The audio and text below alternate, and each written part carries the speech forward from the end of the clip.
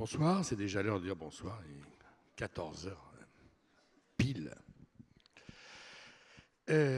Alors, nous allons poursuivre ce voyage dans l'univers de la passion et des passions, et on va prendre un peu de hauteur. On va s'éloigner de l'écorce terrestre, de notre cher plancher des vaches, comme on dit, pour aller rencontrer un astronaute français qui est allé par 2 fois dans l'espace. Première fois en 98, donc il y a 19 ans, avec un équipage russe, par Soyouz, et une autre fois 10 ans plus tard, en 2008, sur une navette américaine cette fois, pour installer le laboratoire européen dans l'espace. Première mission, 20 jours, 18 heures et 20 minutes. On voit que nous sommes dans un monde précis dans l'espace, on ne rate pas une minute. Deuxième mission, 48 jours, 4 heures et 54 minutes dans l'espace. Ils sont aujourd'hui 10. Il y a 10 astronautes français qui ont volé dans l'espace, tous vivants, ce qui n'est pas le cas d'autres nations. Et donc c'est une chance de rencontrer l'un d'entre eux. Et il y a un peu de terre du sud-ouest dans ses souliers célestes, puisqu'il a passé la scolarité, ses études secondaires au lycée Barthou de Pau, après avoir fait ses classes antérieures à Bayonne, puisqu'il est basque d'origine. Voilà, c'est un basco-béarnais que vous allez rencontrer maintenant et avec lequel on va explorer un monde que peu de gens ont vu, puisqu'encore une fois, il n'y a eu que 10 astronautes français. Voilà, nous allons recevoir Léopold Eyarts. Merci.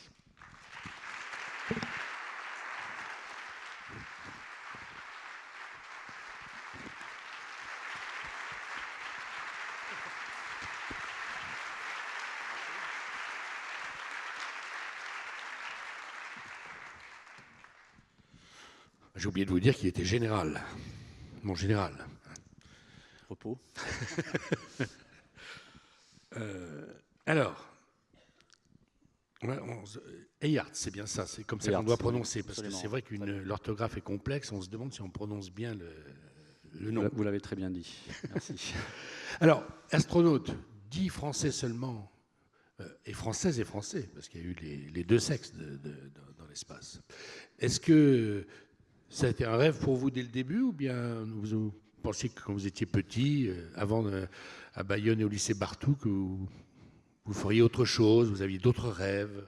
Oui, c'était un rêve d'enfant. Oui. Ah oui, un rêve d'enfant. Parce que j'avais 12 ans quand les hommes ont marché sur la Lune pour la première fois. Et oui, c'est resté dans ma tête. Après, avec l'âge, on voit les choses un peu différemment, mais c'était toujours dans mon esprit. Ouais. Ah oui. Dès que, quand vous avez vu à la télé les gens marcher sur la Lune, je veux en être. Oui, ouais. C'est là que c'est né, absolument. On construisait des fusées à l'époque avec mon frère, des amis, en carton, en papier. Hein. Ah c'était une passion déjà, ouais, mais après, ça a un peu disparu, mais c'est revenu avec, lorsque je suis devenu pilote plus tard, pilote militaire, l'idée d'être astronaute m'est revenue aussi. Ah oui, donc, parce que vous avez été pilote de guerre, enfin pilote de combat, on va dire, pilote d'essai. J'étais pilote militaire, oui, pilote de chasse, et ensuite pilote d'essai un peu plus tard. Oui. Mais dès les premières années de pilote, vous disiez dans un coin de votre crâne, il y avait peut-être un jour j'aurai la chance de... Alors, ce que je me disais, c'est que si l'occasion se présente un jour, je le ferai, ou j'essaierai en tout cas, parce que on peut garantir de rien dans ce domaine, mais c'était quand même, oui, dans mon esprit, et j'ai eu la chance que ça se présente, parce que malheureusement, ça se présente pas souvent. Voilà. Parce qu'il y a beaucoup d'appelés, peu d'élus. Vous étiez combien à espérer un jour aller dans l'espace parmi tous vos amis pilotes Alors à l'époque, quand je me suis présenté pour la première fois, il y avait peut-être, on sélectionnait que des pilotes. Je crois qu'on était à 2000 à peu près.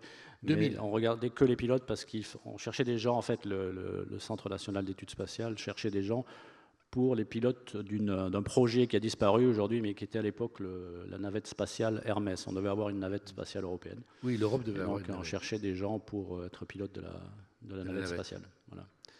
Et donc les pilotes, évidemment, militaires, pilotes d'essai étaient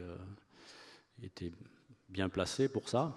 Mais j'ai fait une première sélection en 85 qui n'a pas été jusqu'au bout, mais enfin qui s'était quand même bien passé. J'étais un peu trop jeune, je crois, à l'époque. Donc j'ai eu un premier pied dans la sélection et le recrutement. Et ensuite, je suis devenu pilote d'essai. Et là, par contre, ça m'a aidé pour la sélection suivante qui a eu lieu 5 ans plus tard. Voilà. Donc le programme Hermès, entre-temps, d'avion spatial européen a disparu. Ouais. Et puis, c'est l'époque où la France commençait à faire des vols avec les Russes, des vols franco-russes. Voilà. Qui ont commencé au début des années 80 avec Jean-Loup Chrétien et qui ont duré jusqu'à la fin des années 90 avec Jean-Pierre Aigneret qui a fait un vol de 7 mois en 99. Alors, vous aviez fait une première connaissance de l'espace, si j'ose dire, quand un jour vous étiez pilote de Jaguar et vous avez été obligé de connaître l'espace de manière accidentelle. Oui, la troisième dimension, le vol libre, si on peut dire, la chute libre. Oui, c'est des choses qui arrivent dans l'armée de l'air, chez les pilotes de chasse de temps en temps. Il faut abandonner le vaisseau, même si on n'a pas vraiment envie, mais parce que les circonstances l'exigent. Vous aviez 2 moteurs en feu? Oui, j'avais eu les 2 moteurs en feu en quelques secondes. C'était une situation assez inhabituelle pour laquelle on ne s'entraîne pas beaucoup. Mais on s'entraîne par contre on s'entraînait à quitter l'avion en cas d'urgence. Voilà. Donc le siège éjectable m'a sauvé la vie. On tire et hop. Et voilà, on tire et puis on sort de l'avion. Voilà. Donc tout d'un coup, vous passez d'une cabine bruyante avec des alarmes et puis tout d'un coup vous entendez les petits oiseaux, c'est assez intéressant. C'est un contact avec l'espace inattendu. Oui, avec l'atmosphère surtout. Voilà, ouais. Tout ça se passe en 30 secondes en plus. Alors, ça se passe assez vite, oui. Enfin, dans certaines circonstances, ça peut se passer très vite, oui. Ouais. Et comme je vous disais, c'était pas quelque chose qu'on voyait quand on répétait les pannes dans les simulateurs. Ouais. Mais voilà, on était prêt à partir en cas de besoin. C'est pas une mince affaire de devenir astronaute. Hein. D'abord, c'est une exigence physique, intellectuelle, et puis alors l'entraînement est on va dire d'une violence quand même, et d'une précision. Alors je dirais pas violent, réellement, mais c'est surtout une école de patience en fait. Alors le vol lui-même, je dirais pas est violent pour le corps, mais il est assez contraignant effectivement. L'entraînement en soi, c'est pas quelque chose c'est peut-être plus difficile, l'entraînement des pilotes de chasse dans l'armée de l'air. Mais l'entraînement, c'est surtout long. Hein. On doit parfois se préparer il y a des gens qui sont préparés pendant 15 ans, avant de pouvoir voler. Aujourd'hui, c'est un petit peu différent, mais moi, j'ai été sélectionné à la fin de l'année 1990 et j'ai fait mon premier vol en 1998. 8 ans de préparation. 8 ans, alors ça n'a pas été 8 ans de préparation, mais j'ai été affecté à une mission que 5 ans plus tard, en fait. Donc, ça fait partie je dirais, des choses qu'on doit accepter lorsqu'on se présente et même lorsqu'on est recruté, c'est qu'il faudra être patient et qu'on n'aura pas forcément une opportunité de vol tout de suite. Voilà. Thomas Pesquet, qui vient de voler, par exemple, lui, il a volé 8 ans après sa sélection. Oui. Voilà. Donc, il a fait beaucoup de choses entre-temps, mais bien sûr. Il s'est entraîné pour sa mission directement que 2 ans ou 2 ans et demi avant. Mais il y a eu une période d'attente où il a fait beaucoup de choses dans le domaine des vols habités aussi, mais dans la préparation, l'entraînement et aussi le support des programmes qui préparent l'avenir. Et donc pour une mission de 20 jours, qui fut le délai de votre première mission, il a fallu, pour cette mission-là seulement, 2 ans et demi d'entraînement. Alors, pas pour la première mission, qui était une mission de 3 semaines, assez courte. Donc là, je me suis entraîné pendant 1 an et demi. 1 an et demi. Mais j'avais été avant remplaçant. J'étais remplaçant du vol de Claudie Aigneret. Voilà, donc c'est comme à la télé, on commence remplaçant avant d'être titulaire. Voilà, on commence les doublures, c'était assez répandu à l'époque. Un peu moins aujourd'hui, mais à cette époque-là, oui. Ouais. Oui. Donc il fallait être patient. Parce que, pourquoi c'est si long ? Parce qu'on se dit que c'est quand même un changement de monde d'être dans un laboratoire, ou un vaisseau spatial, où tout est différent de la Terre. Alors, ce n'est pas l'entraînement en soi qui dure 7 ou 8 ans. Hein. Il y a une préparation de base qui va durer peut-être 1 an et demi, 2 ans. On apprend les bases vraiment, parce que pour beaucoup de gens, c'est un métier nouveau, si on peut dire. Hein. Bon, même pour ceux qui viennent de l'aviation, on a des ingénieurs, on a des médecins, des gens qui ne viennent pas forcément du spatial. Donc, il y a quand même un certain nombre de choses à apprendre. Donc, il y a un entraînement de base au départ qui dure à peu près 1 an et demi. C'est quoi? On apprend quoi?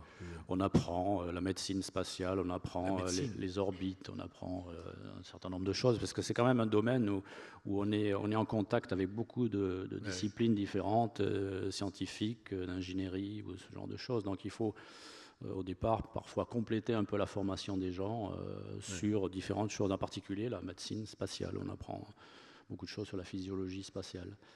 Et ensuite, il faut attendre une possibilité de vol. Donc c'est ça qui parfois prend du temps. Et l'entraînement, après, lorsqu'on est affecté à une mission, l'entraînement en moyenne dure entre 2 ou 3 ans. Donc il faut un minimum de 2 ou 3 ans entre le moment où on est affecté et le moment où on va voler. Mission, voilà. Il y a 2-3 ans. Et alors pendant ces 3 ans-là, c'est quoi? C'est la pesanteur? C'est vivre dans un autre monde? Pour l'entraînement lui-même? Oui. Alors aujourd'hui, l'entraînement tel qu'il est conçu pour la Station spatiale internationale, vu qu'on est dans comme son nom l'indique, un contexte international, il y a des modules, des expériences qui viennent de différents pays, de différents partenaires. Donc on a les Russes, les Américains, les ESA, bien sûr, les Européens, les Japonais, et les Canadiens. Les Chinois, pas encore. Mais ça viendra peut-être. Je pense que ça viendra un jour. Mais donc il faut se familiariser avec tout l'environnement, puisque la station est internationale. Toutes les connaissances. Connaître tous les systèmes de bord, plus ou moins, puisque les Russes, par exemple, sont spécialisés dans les systèmes russes, mais on est quand même formé sur tous les systèmes de la station et aussi sur les expériences que l'on va réaliser dans le cadre de notre mission, donc ils sont bien centrés sur la mission. Et donc ça prend du temps et il faut voyager, on voyage beaucoup en fait. On est en décalage horaire permanent, je dirais, toutes les 3-4 semaines, il faut changer d'endroit. À l'époque, moi j'étais aux États-Unis, donc à Houston, mais je devais me déplacer en Russie, en Allemagne pour les entraînements européens. Aujourd'hui, les gens vont au Japon aussi, au Canada pour la robotique. Donc c'est assez fatigant l'entraînement du point de vue physique. Donc chaque pays a sa spécialité. Voilà, finalement, on fait le tour du monde avant d'aller en l'air. Voilà, donc l'idéal, ça serait que l'entraînement se fasse dans un seul endroit. Ça serait le mieux pour préparer les astronautes, en fait. Mais l'entraînement, ça reste quand même, pour chaque partenaire, pour chaque pays qui est partenaire du programme, c'est vraiment la vitrine. Donc chacun veut garder l'entraînement chez soi. Donc en Europe, on a l'entraînement à Cologne, par exemple, qui se fait pour tous les systèmes européens, les expériences européennes. Et donc ça oblige les astronautes à se déplacer en permanence pendant 2 ans, 2 ans et demi. Alors bon, vous êtes 10 en France à avoir été dans l'espace. On se demande ce que vous avez vécu, que nous on n'ait pas vécu, et qu'on ait même du mal à imaginer.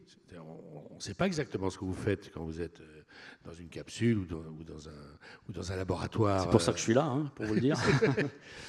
Et alors, donc, qu'est-ce qui se passe quand vous êtes, ça y est, non seulement vous êtes désigné, on vous a affecté une mission, vous êtes entraîné 2 ans et demi pour cette mission, et la mission commence. Voilà, donc ça c'est le grand moment, évidemment, surtout lorsque c'est la première. On sait que... Le cœur bat à combien quand vous partez? Ça monte un petit peu, c'est l'excitation. C'est pas tellement la peur. Bon, les gens vivent pas avec la peur, vous pouvez l'imaginer. Bon, on est préparé, c'est vraiment une passion, un rêve. On n'a pas la peur au ventre, mais par contre, il y a une excitation quand même. Ah oui. Donc, je sais pas, ça doit monter peut-être à 110, 120 par là. Quelque chose comme ça, dépend des gens aussi, bien sûr. Oui. Mais bon, le départ, oui, c'est un grand moment. Voilà. Alors malheureusement, on voit pas grand-chose la plupart du temps. Même si on est entraîné à ça tout le temps, c'est quand même différent le jour où c'est pour de vrai, comme on dit. Ah oui, on sent la fusée qui vit en dessous de notre siège. Ça, c'est quelque chose qu'on n'a pas vraiment dans les simulateurs. On entend les bruits, les bruits de vannes, les vibrations. Donc c'est avant de partir. Ça c'est. Vous êtes assis? Alors ça dépend. Oui, on est assis en général, le dos sur le dos. Enfin, le siège soutenu. On fait face au ciel en fait. En général dans les vaisseaux spatiaux. Et donc il y a parfois une longue période d'attente qui peut durer 2-3 heures entre le moment où on s'installe et le moment où ça part. Alors avec la navette spatiale, qui était mon deuxième départ, il y avait souvent des reports aussi. Donc il y a des gens qui se sont installés 3, 4, 5 fois avant de partir. Chaque fois, on reste 2-3 heures sur le dos, on commence à avoir mal au dos. Donc c'est parfois frustrant. Mais nous, on a eu de la chance. La première fois où on s'est installé, on avait eu un report de 2 mois quand même, puisqu'on devait partir en décembre 2007. Et ça a été reporté de 2 mois. Mais la première fois où on s'est installé, on est parti. Donc ça, c'était un grand jour. Oui. Et alors, bon, ça se passe très vite en fait. C'est ça qui est. Passe très vite. On en rêve depuis longtemps, mais ça dure 8 minutes. 8 minutes. 8 minutes entre le moment où on quitte le sol et le moment où on est, comme on dit, injecté en orbite. Donc on est en orbite terrestre. Un peu plus de 8 minutes. 8 minutes et demie à peu près. Donc c'est vraiment. Donc le vol, ça se passe très vite. Le vol avant que la fusée commence son orbite, c'est 8 minutes de montée, on va dire. 8 minutes de montée. De vol ascensionnel. D'ascension, comme on dit, voilà. Ouais, absolument.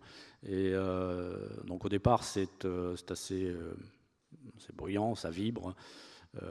Mais après, ça reste surtout de l'accélération. Le problème, c'est qu'on ne voit pas à l'extérieur. Sauf les gens qui sont dans la navette sont dans le pont supérieur, eux, ils ont des fenêtres.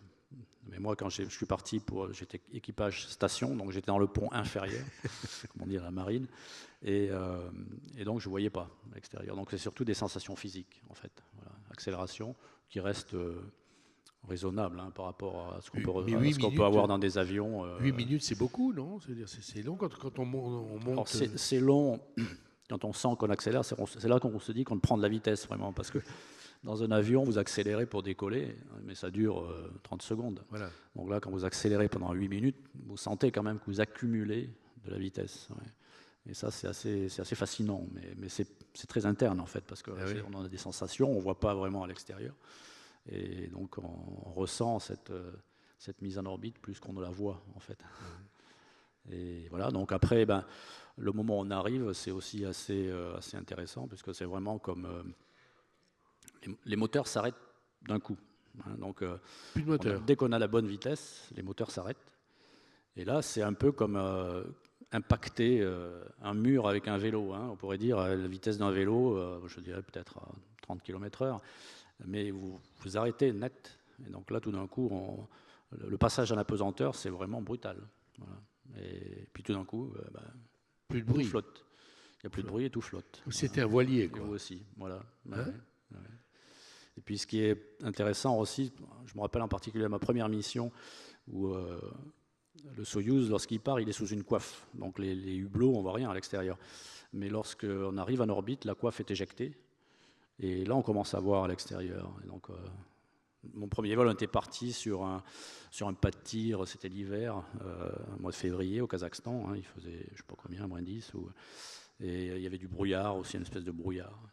Et puis tout d'un coup, on voit le bleu du Pacifique 15 minutes après. Donc ça, c'est assez fascinant. C'est vraiment quelque chose qui m'était resté dans les yeux et dans la tête. Ouais. Et là, vous vous dites, ça y est, je suis dans l'espace. Oui. Alors la première fois, on s'est dit enfin. Voilà. Enfin, j'y suis. Enfin, j'y suis. Ouais. Tant d'années. Oui, puis surtout, bon, on y est arrivé parce qu'il peut se passer des choses. Il y a des annulations, ça arrive souvent. Il peut y avoir, bon, je ne parle pas d'accident, mais je parle des reports qui sont très longs. Et donc, quand on y arrive, on se dit, bon, ça y est, maintenant, cette fois, ça y est. Et alors, on se dit que ça y est, j'ai réalisé mon rêve, et on regarde, on voit la Terre comment Alors on commence à regarder la Terre, vous êtes à 400 km, c'est ça? Alors oui, voilà, lorsqu'on part avec un Soyouz, par exemple, ou une navette, c'est un peu plus bas. La station elle-même, la station internationale, est à 400 km. Mais lorsqu'on injecte les vaisseaux qui doivent rattraper la station, ils sont un peu plus bas. Donc on est à peut-être 300 km à peu près. Il faut être hors de l'atmosphère, mais suffisamment bas pour pouvoir rattraper la station. Et, vous êtes quand même à 300 000 mètres d'altitude. À 300 km. 300 km, oui. 300 km, 308 mètres, ouais. Ouais. C'est ça. Et donc, en fait, c'est très près de la Terre. Très près. On voit la Terre comme dans un avion qui serait très haut, en fait. Ouais. On n'a pas l'impression Du globe. On voit pas la Terre de loin, quoi, hein, du globe. On rase la surface. Voilà. Et donc là, le travail commence en fait. Et puis on est aussi rattrapé par la réalité, parce que c'est vrai que c'est fascinant. Tout d'un coup, on est en apesanteur, on voit la Terre de haut, mais on est rattrapé par son corps là aussi, parce que son corps. C'est un peu comme dans un bateau. Hein. Vous voyez la beauté de la mer, mais tout d'un coup vous avez le mal de mer, et donc là c'est moins drôle pendant quelques minutes ou quelques heures. Le temps que... Il y a un mal de l'espace ? Alors il y a une espèce de mal de mer, oui, puisque nos organes qui permettent l'équilibre sont perturbés. Hein, donc ça crée, comme dans le mal de mer, hein, les oreilles, l'oreille interne. Voilà, l'oreille interne, voilà. Et donc ça crée des nausées, voire même parfois des vomissements. Hein. Il y a beaucoup de gens qui vomissent. Vous êtes ballotté, vous n'êtes pas... Alors c'est pas vraiment le ballottement, mais c'est une perturbation physiologique, voilà. Alors il faut essayer de garder la tête droite, de ne pas trop la bouger. Alors dans le Soyouz, c'était facile parce que c'est un petit volume, donc on reste attaché pendant 1h30 à peu près, donc on a le temps de s'habituer. Mais dans la navette, c'est très différent, parce que moi j'étais dans la soute de la navette, comme je vous disais, enfin pas dans la soute, mais dans le pont inférieur, il y a pas mal de place. Et dès qu'on arrive en orbite, il faut commencer à tout reconfigurer. On a des sacs, il y a des tas de choses, du matériel qu'on amène, et il faut commencer à reconfigurer, à changer les sacs de place, à transformer le volume dans lequel on est, de la phase de lancement à la phase orbitale. Il faut enlever les scaphandres. Et donc là, on commence à bouger dans tous les sens. Et c'est ce qu'il y a de pire pour générer le mal des transports. Ouais. Donc ça dure quelques heures. Bon, on a aussi un peu d'aide médicale pour faire passer ça. Oui, voilà, on prend des médicaments avant de partir. Et après, le soir aussi, avant de s'endormir, on fait une petite injection d'un produit qui permet de... En général, quand on se réveille le lendemain matin, on ne ressent plus rien de ça, en fait. C'est ça qui est assez extraordinaire, c'est qu'il y a plus, ça a disparu, le phénomène a disparu pendant la nuit ou pendant le sommeil. Et donc, on peut travailler dans de meilleures conditions. Voilà. Et là, on se parle ? Vous étiez 4 ? Ah oui, on se parle. De l'un à l'autre. Le son, il y a de l'atmosphère, donc il y a du son, il y a du... On est comme dans une pièce, comme ici, oui, tout à fait. Oui.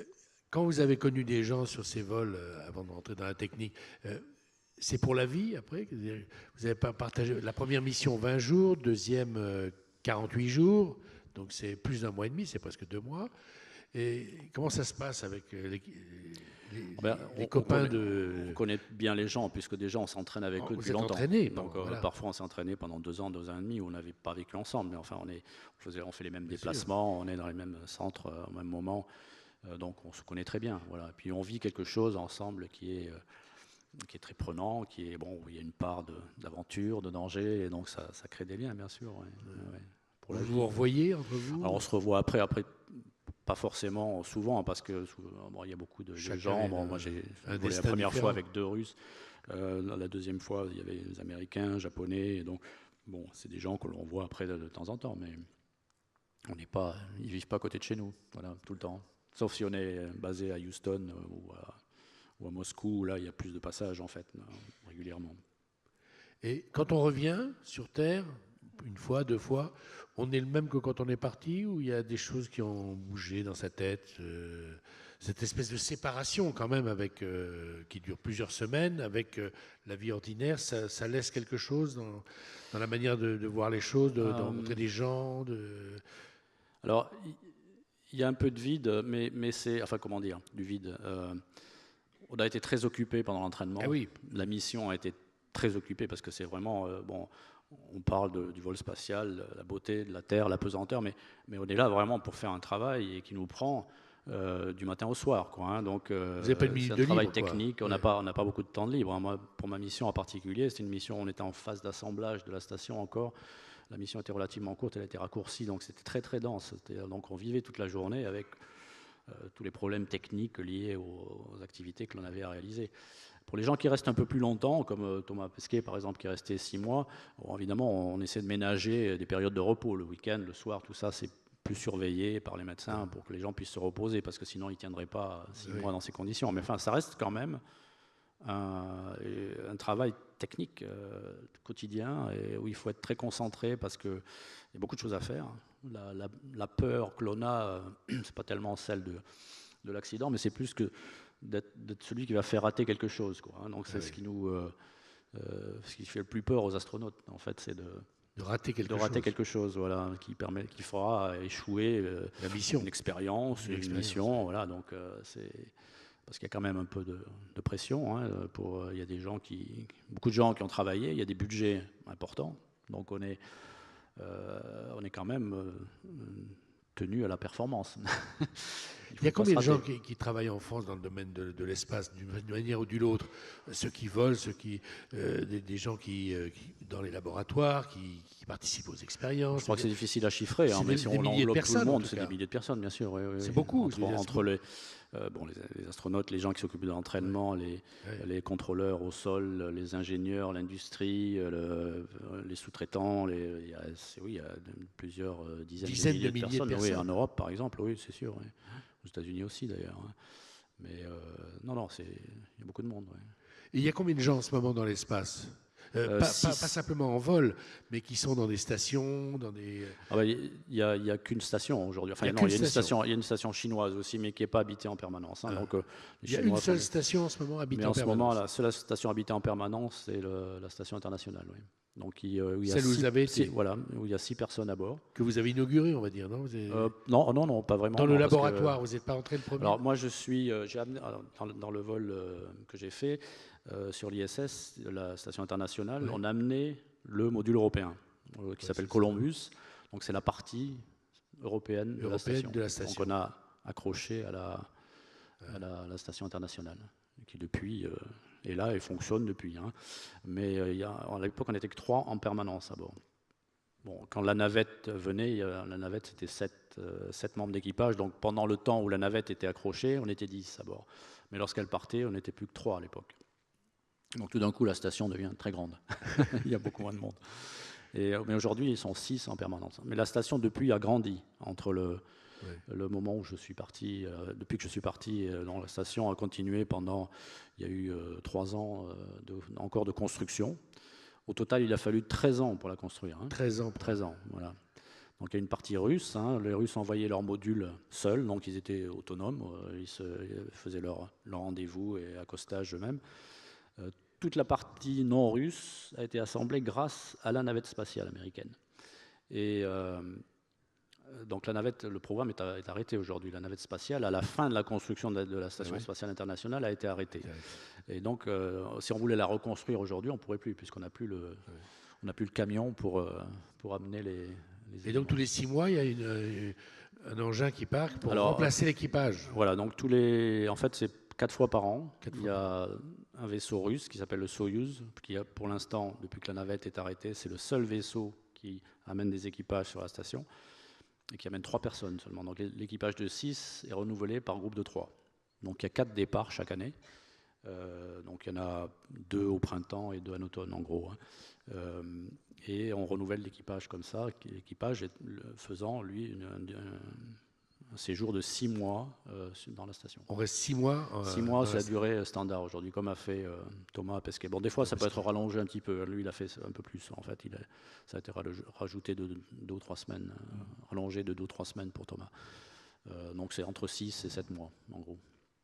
Alors, on entend dire que dans ce voyage dans l'espace, vous êtes soumis à un nombre d'expériences médicales et autres, technologiques. Alors, quelles expériences avez-vous faites, vous Alors, comme je vous le disais, la mission que j'ai faite, c'est une mission d'assemblage encore, donc il y avait relativement peu d'expérience, mais j'ai fait quelques expériences dans le domaine de la biologie. Par exemple, on a inauguré le laboratoire biologique européen qui est dans le module européen, dans Columbus. Donc j'ai fait une expérience de biologie avec des plantes, croissance de plantes. Il y avait aussi des expériences sur la physiologie. Alors, on utilise bien sûr le fait qu'il y ait des astronautes à bord pour faire des expériences dans le domaine de la physiologie. D'abord parce que c'est intéressant sur le plan de la médecine elle-même, hein, même pour, disons, la médecine terrestre, mais aussi parce qu'en même temps, ça nous permet de préparer l'avenir et les vols plus lointains, qui vont durer plus longtemps dans l'avenir. Voilà, donc il y a beaucoup d'expériences dans le domaine de la physiologie. Mais il y a aussi des expériences à l'extérieur de la station. On a des équipements qui sont en place à l'extérieur, dans le domaine de la physique des particules, par exemple, qui analysent l'environnement des... donc c'est de la recherche aussi fondamentale à l'extérieur, dont les astronautes interviennent assez peu là-dessus. Et on a des expériences aussi pour observer le Soleil. Observer le Soleil, voilà, faire des mesures sur la surface du Soleil. Et après, je crois qu'il y a à peu près 150 installations.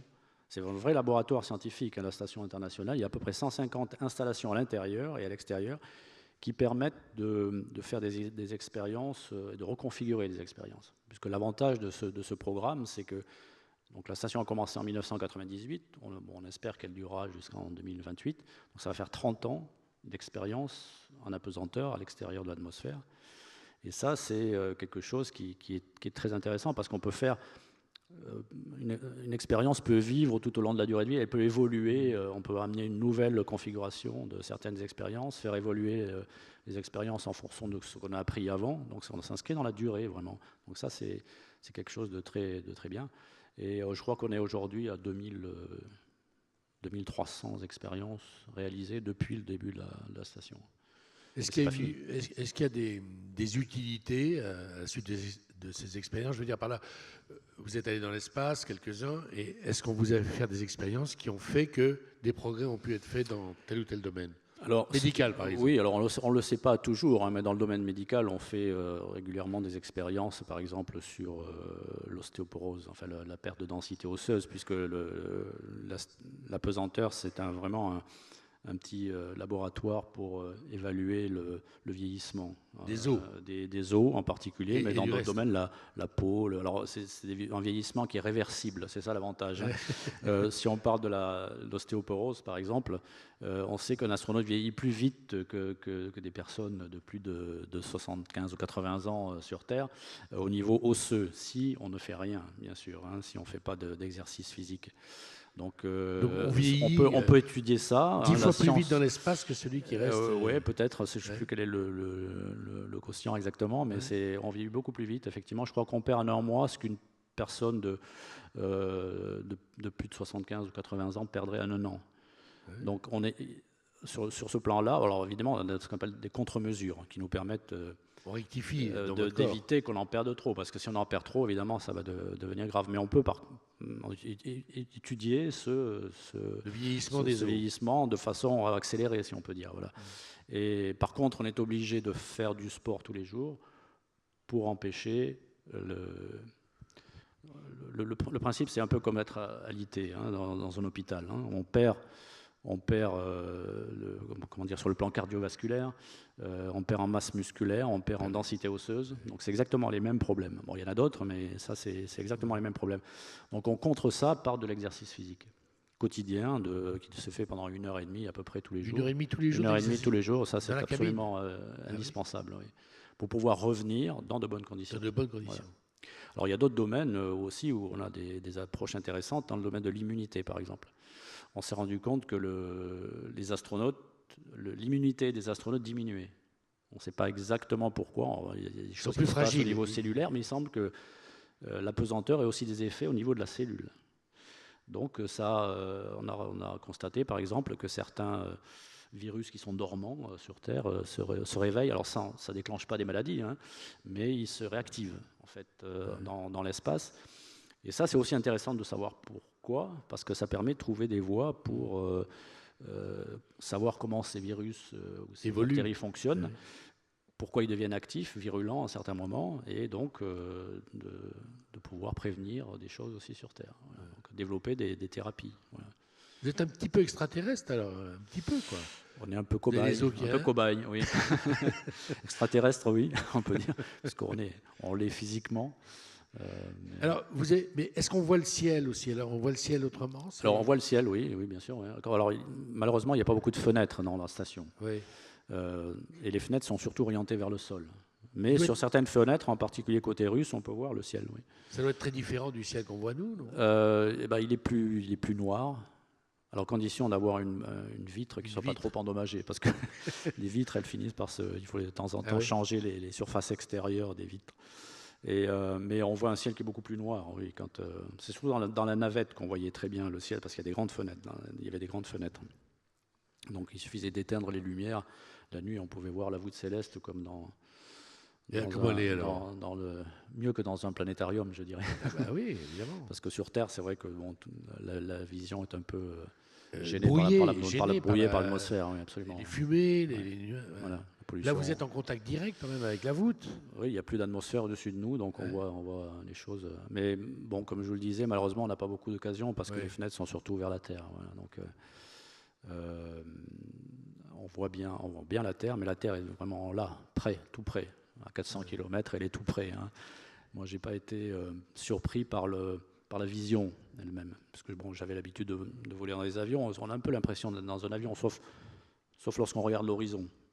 L'horizon est courbe et on voit la couche atmosphérique. Donc ça change d'un avion, bien sûr. Mais si on regarde le sol, on a l'impression d'être dans un avion, en fait. Mais l'échelle, par contre, n'est pas la même. Il y a des fois où j'ai l'impression d'être dans la baie de Saint-Brieuc, par exemple. Et en fait, c'était le golfe de Gascogne. Donc on a une échelle qui est totalement dilatée. Donc c'est vraiment... au départ, c'est un peu perturbant. Enfin, pas perturbant, mais surprenant. Et puis la vitesse aussi, bien sûr. Puisqu'on... Vous allez à quelle vitesse? On tourne à 28 000 km/h. 28 000 km/h. Donc on fait un tour en 90 minutes, en 1h30, on fait un tour de la Terre. On passe de l'hémisphère nord à l'hémisphère sud, donc on passe de l'hiver à l'été, et inversement, et du jour à la nuit. Et donc on ne se fie plus au soleil du tout. On se fie à nos montres pour travailler. Donc c'est un peu, au départ, c'est un peu bizarre. Ouais.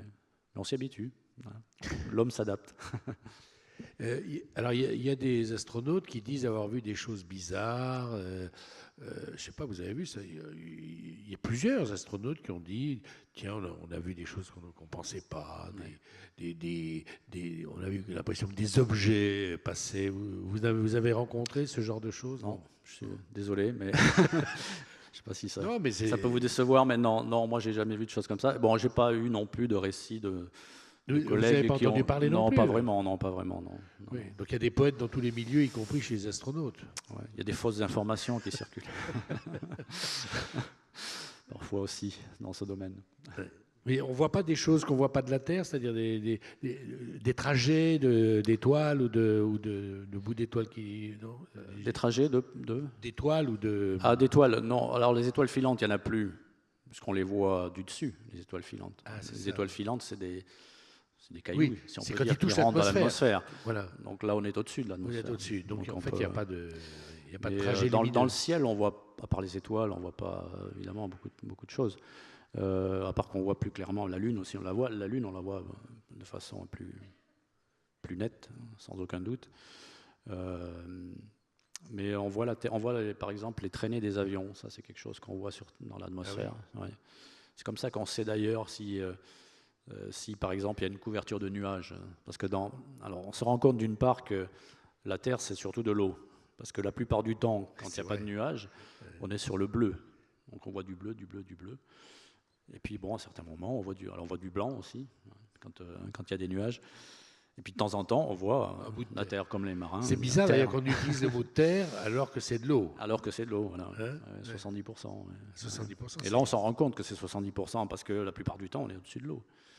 Et par contre, quand on voit la terre, c'est un grand moment. Et on finit par reconnaître d'ailleurs, au bout d'un certain temps, on sait à peu près où on est sans avoir regardé le... Vous faites toujours le même trajet autour, c'est-à-dire vous passez toujours au-dessus des mêmes endroits? Non.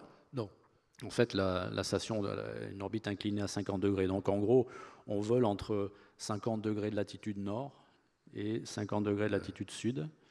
Et on fait un tour complet en 1h30. Mais pendant ce temps, la Terre tourne en dessous. Parce que le plan d'orbite de la station, lui, est stable, ne bouge pas plus ou moins dans l'espace. Donc c'est la Terre qui tourne en dessous. Donc lorsque vous avez fait un tour, la Terre, elle a tourné de 15 degrés. Et un peu plus, une vingtaine de degrés, disons. Et donc, vous ne voyez pas les mêmes choses. Donc, on arrive à couvrir comme ça toute la bande, 50 nord et 50 sud. de jour ou de nuit. Alors évidemment, il y a une partie qui se fait de nuit, donc il faut attendre un peu. Quand le plan d'orbite tourne, on voit à ce moment-là des choses qu'on voyait pas la nuit, qu'on ne voyait que la nuit avant. Donc au fur et à mesure que la mission se déroule, on peut arriver à voir une bonne partie de la Terre. Oui. Mais si on veut faire des photos, il faut s'organiser un peu à l'avance. Parce qu'il faut être de jour, il faut qu'il fasse beau. Donc c'est pas toujours facile de faire des photos d'un endroit précis. Ouais, voilà. Alors, l'avenir, vous êtes une des personnes les plus capables de nous dire ce qui va se passer. Parce qu'on a l'impression que, alors il y a eu les 10 ans de la Lune, on est allé sur la Lune, et à ce moment-là, on nous disait, mais dans 10 ans, on va dans Mars, et puis après, ça ouvre des champs inconnus, et tout ça va aller très vite, et puis, paf! On a l'impression que tout s'est arrêté, la navette c'est fini, etc. Et que tout ce qui avait été dit de ce qui allait suivre l'aventure de marcher sur la Lune s'est arrêté. On en est où alors en ce moment de l'aventure spatiale, comme on disait à l'époque? Alors, je crois que ce qu'il faut voir surtout, c'est que le contexte a totalement changé, le contexte politique ou géopolitique, si on peut dire. Bon, à l'époque, les vols lunaires, c'était vraiment une compétition entre l'Est et l'Ouest, entre l'URSS et les États-Unis.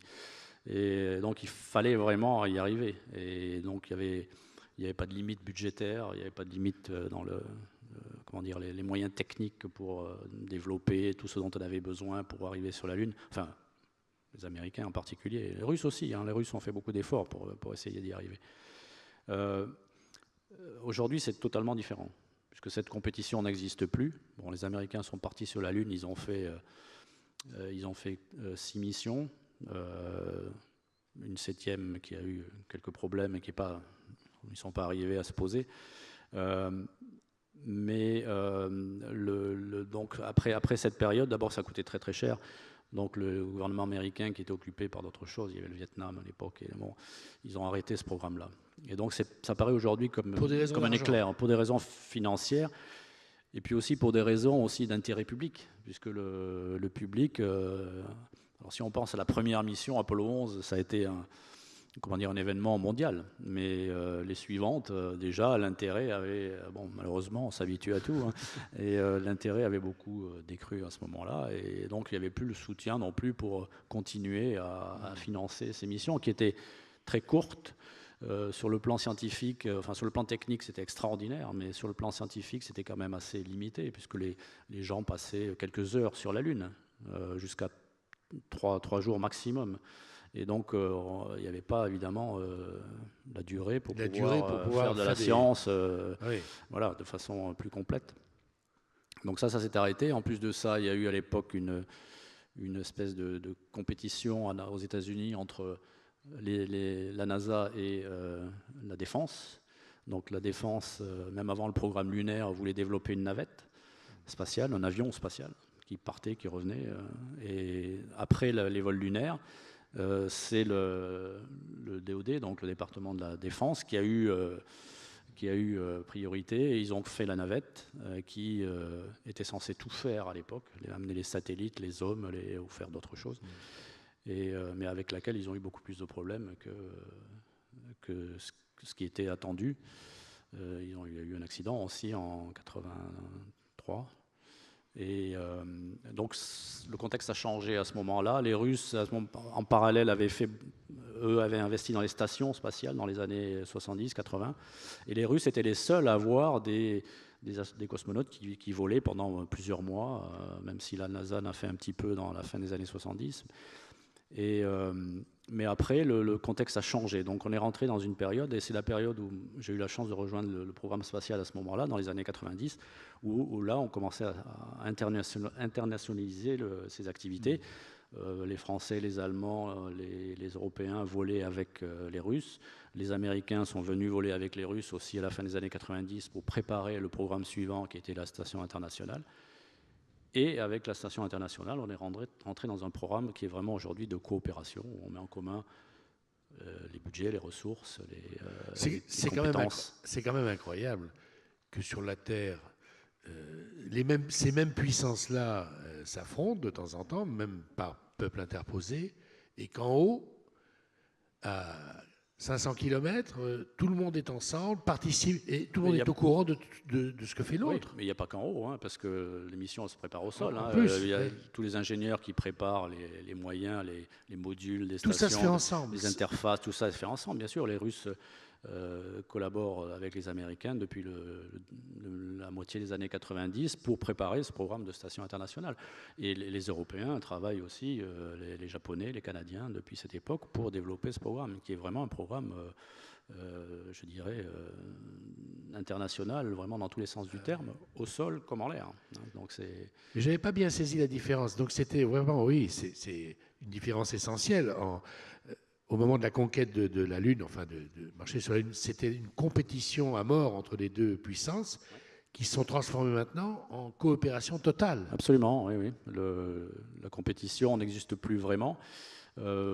Aujourd'hui, on envisage d'ailleurs l'exploration future, puisqu'on envisage de repartir sur la Lune en particulier. Après, plus tard, on l'espère, sur Mars, bien que, à mon avis, ça n'arrivera pas tout de suite.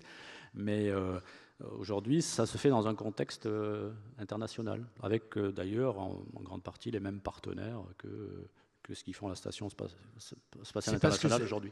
C'est parce que ça coûte tellement cher que personne ne peut le faire seul, ou il y a d'autres raisons? Voilà, oui, je crois que c'est le problème, problème numéro un. Ce qui menace le plus finalement les vols spatiaux, c'est le ministère du budget, l'économie.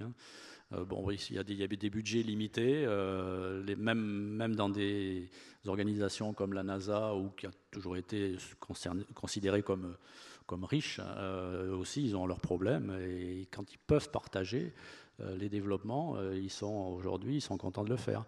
Parce que il n'y a plus cet aspect. Ils gardent bien sûr souvent la maîtrise d'œuvre. La NASA ou les Russes veulent garder la maîtrise d'œuvre, parce qu'il y a quand même cet aspect historique derrière, l'expérience qu'ils ont. Mais aujourd'hui, par exemple, on développe un vaisseau spatial qui s'appelle Orion, qui est un vaisseau qui va servir à l'exploration, donc qui permettra de repartir vers la Lune, peut-être un jour d'aller plus loin, et qui se fait en coopération entre la NASA et l'Agence spatiale européenne. Donc la NASA fabrique le module où est l'équipage, et l'Agence spatiale européenne fabrique le module, ce qu'on appelle le module de service, c'est-à-dire celui où sont localisés les panneaux solaires, les propulseurs, tous les réservoirs et d'autres systèmes, l'avionique de bord. Donc c'est vraiment fait en coopération, et la NASA, c'est la première fois qu'ils coopèrent dans le cadre de développement d'un vaisseau spatial, donc d'un vaisseau de transport d'équipage. Donc ça, c'est quand même un changement de culture, si on peut dire, par rapport à ce qui existait avant. Alors, comme on a bien compris que tout était préparé à l'avance, 10 ans à l'avance dans le domaine de l'exploration spatiale. Parfois plus, oui. Qu'est-ce qui va se passer dans les 10-15 ans qui viennent dans le domaine spatial? C'est toujours difficile de prévoir l'avenir, mais bon, si vous voulez, il y a une certaine direction qui ont été prises, mais bon, on n'a pas de certitude exactement aujourd'hui sur ce qui va se faire. Bon. Ce qui est sûr, c'est que la Station spatiale internationale va durer encore une dizaine d'années, on l'espère. Elle est aussi utilisée pour préparer ces opérations, ces technologies dont on a besoin, préparer aussi la recherche médicale qui est nécessaire pour ces missions futures. Donc la station est un outil qui permet de préparer l'avenir. Mais les directions dans lesquelles on va aujourd'hui, alors il y a ce vaisseau d'exploration qui est alors si on parle d'exploration, on a besoin d'abord d'un gros lanceur. Donc, il n'y en a pas beaucoup dans le monde aujourd'hui. Il n'y en a même pas du tout dans le monde aujourd'hui des lanceurs qui permettent d'envoyer des masses de plusieurs, je dirais jusqu'à 20 tonnes autour de la Lune. Donc ça n'existe pas vraiment. Le seul qui faisait ça, c'était le lanceur Saturn V de la NASA, qui a servi à envoyer des missions lunaires dans les années 60. Mais aujourd'hui, il n'y a plus de lanceurs de ce type parce qu'on n'en a pas besoin pour les satellites, pour l'espace commercial, ce n'est pas nécessaire. Donc on a besoin d'un gros lanceur, et c'est la NASA qui le développe aujourd'hui. Il s'appelle SLS. Ça a été décidé il y a déjà longtemps, mais normalement il devrait faire son vol inaugural en 2019. Et il y a ce vaisseau d'exploration aussi, Orion, ce seront les deux éléments importants pour débuter le programme d'exploration. Alors, la vision qu'il y a aujourd'hui, c'est dans les années 2020, développer une mini-station en fait, qui sera en orbite autour de la Lune. Autour de la Lune. Alors qui sera pas habitée en permanence, mais qui sera visitée par des équipages de façon régulière. Et elle restera là pendant peut-être 15-20 ans. Hein. Et elle pourra servir d'étape pour des missions plus lointaines. Voilà. Donc, c'est quelque chose qui peut paraître limité aujourd'hui, mais enfin sur le plan budgétaire, je pense que c'est raisonnable. Mais ça sera quand même une base intéressante pour...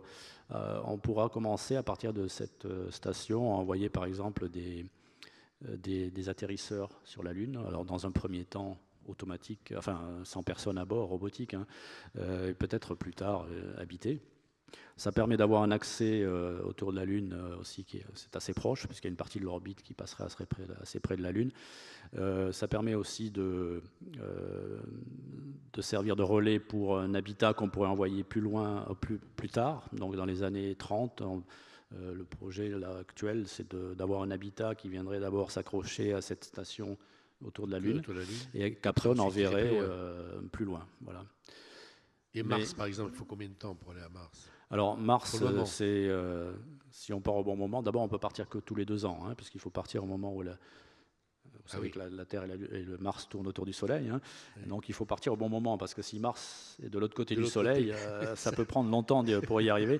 Donc on veut partir au moment où les conditions sont le plus favorables. On est du même côté, mais il faut quand même 6 ou 7 mois pour y aller.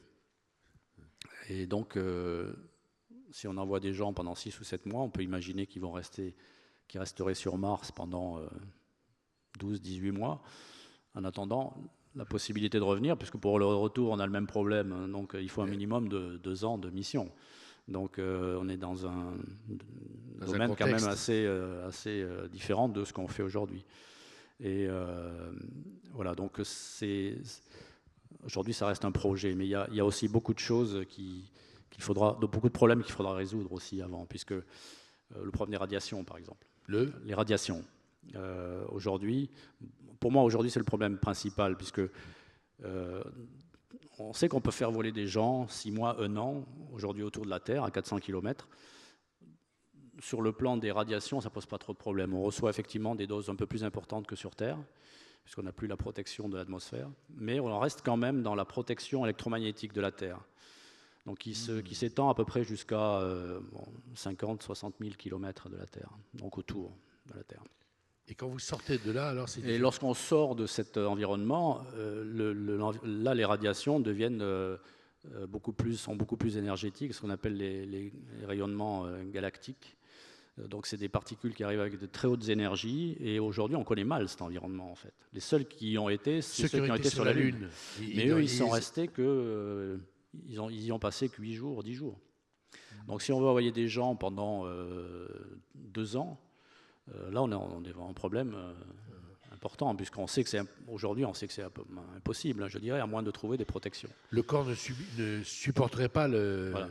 Le corps ne supporterait pas avec les systèmes de protection actuels qu'on a aujourd'hui. Alors on peut se protéger de certains rayonnements, par exemple tout ce qui vient du Soleil, on sait on peut mettre des boucliers pour s'en protéger. Mais par contre, ces rayonnements galactiques, qui sont beaucoup plus énergétiques, on ne sait pas comment s'en protéger réellement aujourd'hui. Donc envoyer des gens plus de, je dirais, 30-40 jours, c'est mettre leur vie en jeu, quoi, hein. Donc pour l'instant, à ce niveau-là, c'est impossible. Après, il y a d'autres problèmes, bien sûr. Ce n'est pas le seul problème, les radiations. Notre problème important, c'est la logistique. La station internationale, on envoie une dizaine de vaisseaux chaque année pour ravitailler la station, pour amener les équipages, pour changer les équipages, donc changer les expériences. Les techniques, j'imagine, il y a des choses qui tombent en panne. Voilà, donc il faut remplacer du matériel. Bien sûr, il y a des choses critiques qui peuvent tomber en panne des fois, mais on a cette capacité logistique de l'alimenter. De l'alimenter il y a un vaisseau spatial pratiquement tous les mois qui part. Si on envisage une station autour de la Lune, déjà, c'est plus compliqué, hein, parce que ça coûte beaucoup plus cher, déjà, puisque lorsqu'on parle de satellites, de masse en orbite, dès qu'on augmente la masse et qu'on augmente la distance, on augmente les coûts, on décuple les coûts très rapidement. Donc, entretenir une station autour de la Lune, ça sera beaucoup plus difficile, et on pourra envoyer moins de vaisseaux spatiaux, évidemment, pour pour ravitailler et pour maintenir la station en état. Alors, si on parle d'une mission martienne, là, on ne peut plus ravitailler. Donc, on vient de dire qu'on peut partir que tous les 2 ans. Donc, le ravitaillement, on ne peut pas l'envoyer tous les mois. Il faut attendre 2 ans pour le ravitaillement. Donc, c'est beaucoup plus compliqué et beaucoup plus cher, bien sûr, puisque chaque lancement et chaque, tonne que l'on envoie va coûter extrêmement cher. Après, il y a le problème, notre problème aussi, c'est la sécurité. Sur la station internationale aujourd'hui, s'il y a quoi que ce soit à bord, une maladie, une blessure, quelque chose, on fait revenir les gens en quelques heures. Combien de temps il faut? Il y a un problème, il faut rapatrier quelqu'un, si j'ose dire. Ça prend combien de temps de le ramener sur Terre? Quand les retours sont programmés, ça prend 6-7 heures. Donc c'est très rapide. Si le retour n'est pas programmé, il faut parfois attendre sur le plan orbital, parce qu'on ne peut pas faire poser les gens au milieu du Pacifique. Donc il faut, surtout s'il y a un malade à bord, donc on va essayer de viser un endroit où il y a des moyens de secours.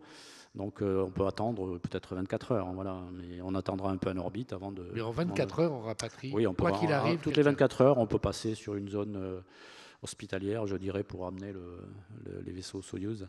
Donc ça, c'est quand même un confort sur le plan médical, sur le plan, sur la sécurité. Alors que si on est en transit vers Mars, on sait qu'il faut 6 mois pour y aller. Et même si on voulait revenir tout de suite, il faudra y arriver d'abord et ensuite attendre un peu et repartir pour... Donc c'est minimum 18 mois. Donc là, évidemment, on n'est plus du tout dans les mêmes conditions. Donc il faut amener l'hôpital à bord. Et ça, c'est des choses qu'on ne fait pas aujourd'hui. On fait pas... Donc c'était des rêves fous de dire Mars, tout ça, c'était la folie du moment ou la méconnaissance totale de ce que ça pouvait être? Alors, c'est de la publicité, je pense, souvent. On a entendu des annonces qui sont faites par des compagnies qui sont des compagnies commerciales d'abord. Donc pour moi, c'est plus la publicité que de l'information. Il y a même des gens qui ont vendu des places sur le premier vol. Oui, allez seulement.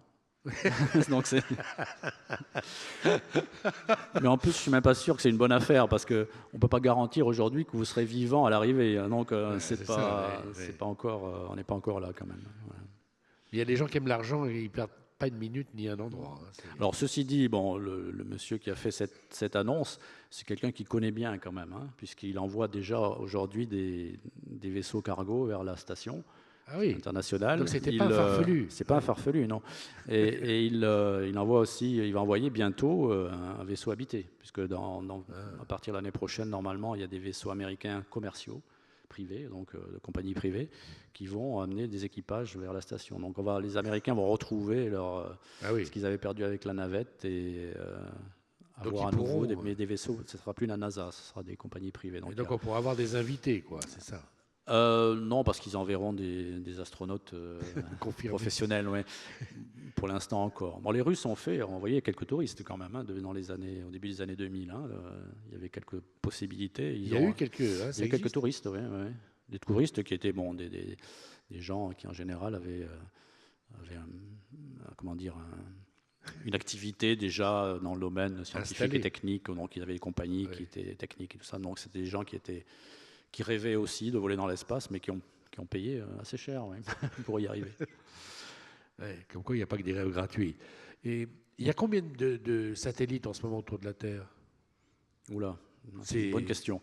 Alors, entre ceux qui fonctionnent et ceux qui ne fonctionnent pas, c'est difficile à dire. Je pense qu'il y en a plusieurs centaines qui sont actifs aujourd'hui. Après, il y en a plusieurs milliers qui sont inactifs. Alors, quand on dit autour de la Terre, c'est pas très près de la Terre, parce que tous ceux qui restent près de la Terre, ils ont tendance à redescendre. Même la station elle-même, d'ailleurs, elle est à une altitude où elle est freinée par l'atmosphère. Il n'y a plus beaucoup d'atmosphère, mais elle est freinée. La station, elle a tendance à descendre régulièrement. Donc, de temps en temps, il faut la remonter. Donc, tous les satellites qui sont autour de la Terre, assez proches, ils finissent par tomber. Mais par contre, ceux qui sont au-delà de, je dirais, 2000 ou 2000 km, ils peuvent rester... même quand ils ne fonctionnent plus, ils peuvent rester des décennies à tourner autour. Ça reste éternellement? Ça peut tourner éternellement? Oui, pour certains, oui. Ceux qui sont, ce qui sont en orbite, par exemple les satellites de communication qui sont à 36 000 km, les géostationnaires, on a pour la télévision, pour les communications. Eux, ils sont, on les pousse à la fin, on les enlève. Bon, il y a de la place quand même, parce qu'il faut imaginer un cercle de 36 000 km de diamètre, de rayon. Donc il y a de la place, mais il faut quand même les pousser pour que, s'il se passe quelque chose, qu'ils explosent ou qu'il n'y ait pas de dégâts autour. Mais c'est un problème pour la station aujourd'hui, les débris spatiaux. Les débris, voilà. Plus que les météorites. Les météorites, il y en a un peu aussi de temps en temps, mais les débris, il y en a régulièrement. Donc il peut y avoir une collision un jour. Oui, il peut y avoir une collision. Alors, pas forcément grave, parce qu'on arrive à voir tout ce qui est en gros en dessous de 10 cm de surface apparente. Ça peut être vu par des radars au sol. Et on peut bouger à ce moment-là, voilà, donc ça arrive de temps en temps. Il y a on envoie une alerte à bord de la station, donc il y a une petite analyse. Bouger et de temps en temps, on fait bouger la station, on la fait remonter un petit peu pour éviter un débris qui peut arriver. Voilà. Mais par contre, les plus petits, ceux qu'on ne voit pas au radar, eux, ils peuvent endommager des panneaux solaires, des radiateurs, c'est quand même bon, trouer des modules. Imaginez qu'il y a des gens dans une station qui disent on va bouger parce qu'il y a un truc qui peut descendre. Alors ça se fait pas comme ça quand même, mais bon, lorsqu'on est sûr qu'il y a un risque, oui, ça arrive de temps en temps qu'on fasse bouger la station. Ouais. Et que faites-vous maintenant alors que vous n'êtes plus éligible Que je vole plus. Oui. Non, je suis toujours dans les opérations spatiales aujourd'hui depuis 2009 où je suis rentré des États-Unis un an après ma mission. Et donc je travaille avec l'Agence spatiale européenne pour les opérations actuelles. À venir. Donc, actuelles et à venir, oui, qui se font à bord de l'ISS. Voilà, donc c'est une partie de mes activités. Voilà, donc je fais partie aussi du groupe des communicateurs. Donc je parle de temps en temps avec les astronautes à bord pour les aider dans les expériences ou les activités qu'ils ont pour l'Agence spatiale européenne à bord. Voilà, donc ça reste intéressant et j'apprends tous les jours, donc c'est ça qui est formidable, c'est qu'on ne s'ennuie jamais, hein, même quand on a fait beaucoup de choses avant, qu'on arrive près de la retraite, on ne connaît pas tout, loin de là. Et non, ça reste une passion, oui, tout à fait. Oui. Même. Et vous avez des enfants ? J'ai un fils, oui, qui a 19 ans. Voilà. 19 ans. 19 ans.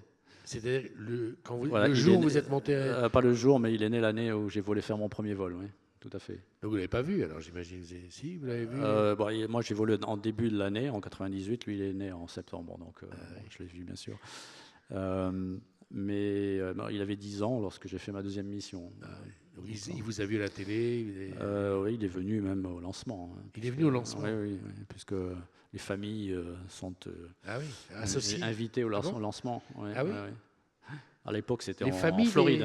Familles des astronautes viennent assister toutes au lancement. Oui, tout à fait. Y compris en Russie d'ailleurs, hein, pour ceux qui partent aujourd'hui en Russie, les familles, enfin la famille proche vient pour les lancements. Ah oui. C'est un moment intéressant. Hein. Moi, je me rappelle de ma première mission. Je ne savais pas ça. Oui, où on est prêt, on est dans le scaphandre, on a fait tous les tests de communication, de pressurisation, tout ça, et on va partir pour prendre le bus pour aller sur le pas de tir. Et puis, tout d'un coup, on met dans une salle. Et là, vous êtes en scaphandre. En scaphandre, on est prêt à prendre le bus. Hein.